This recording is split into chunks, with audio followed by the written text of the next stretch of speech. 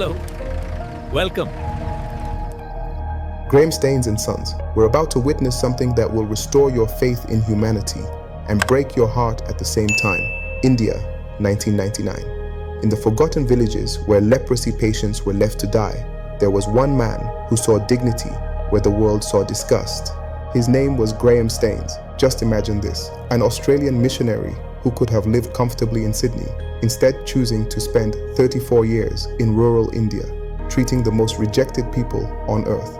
Leprosy patients, people whose own families wouldn't touch them, whose communities cast them out like living ghosts, found in Graham Staines the father they never had. One former patient, now healed, said, When everyone avoided us, when our skin was rotting and our fingers were falling off, Graham would sit with us. He would hold our hands. He made us feel human again. But Graham wasn't alone in this mission. His two sons, Philip and Timothy, aged 10 and 6, would run through the villages, hand in hand with local children, their innocent laughter echoing through the night air. These boys knew no prejudice, no fear, only love. But not everyone appreciated this love. Religious extremists saw Graham's compassion as a threat.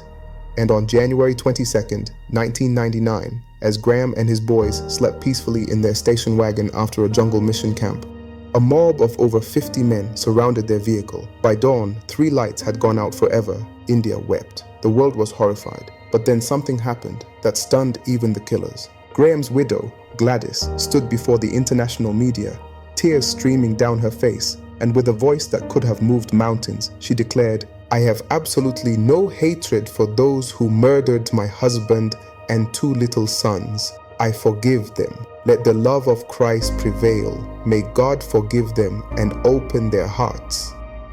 That forgiveness echoed around the world. It was front-page news in every major newspaper. It became the most powerful sermon on love that anyone had ever heard.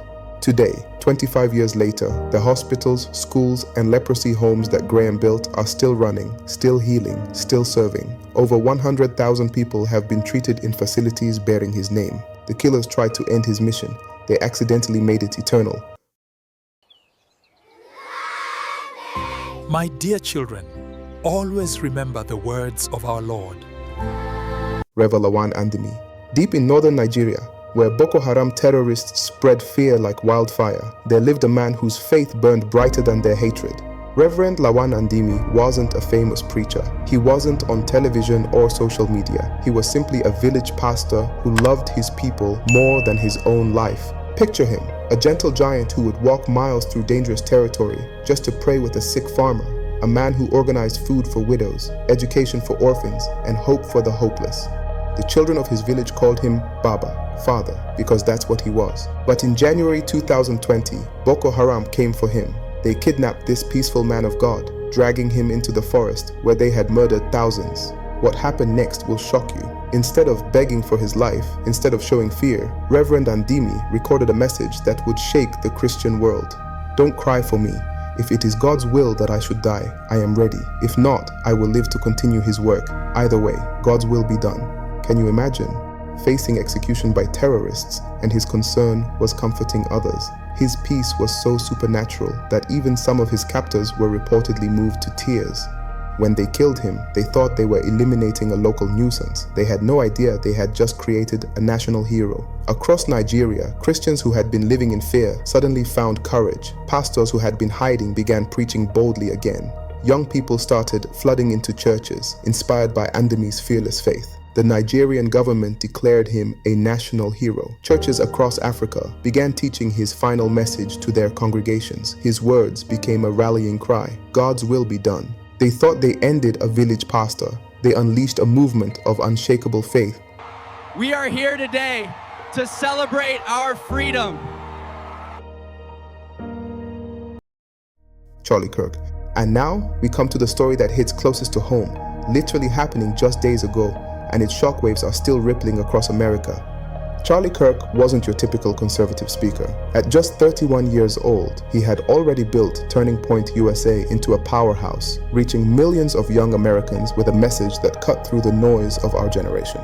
Packed university auditoriums, thousands of students, many who had never heard conservative ideas presented with such fire, such passion, such unshakable conviction. One student from Arizona State said, Charlie didn't just change my political views, he made me believe my voice mattered, that I could actually change the world. But Charlie's influence went beyond politics. In recent months, he had been talking more about faith, about God, about the spiritual battle for America's soul. His events were becoming revival meetings. September 10th, 2025, Utah Valley University. Charlie was delivering what would become his final speech, challenging students to stand up for truth in a world of lies. A single gunshot ended his voice forever. Tyler Robinson, a 23-year-old radicalized by online hate, thought he was silencing a dangerous influence. He was catastrophically wrong. What happened next shocked even Charlie's supporters. In just 8 days, his YouTube channel exploded from 3 million to over 5 million subscribers. Donations to conservative causes surged by 300%. But here's the part that will blow your mind. Churches across America reported massive increases in attendance. Young people flooding in, many saying they came because Charlie made me think about God. Charlie's silence became the loudest sermon America had heard in decades. If these stories changed how you see legacy and courage, then smash that like button. Share this with someone who needs to hear, and subscribe for more. In the comments below, tell me, which of these 5 legacies impacted you the most?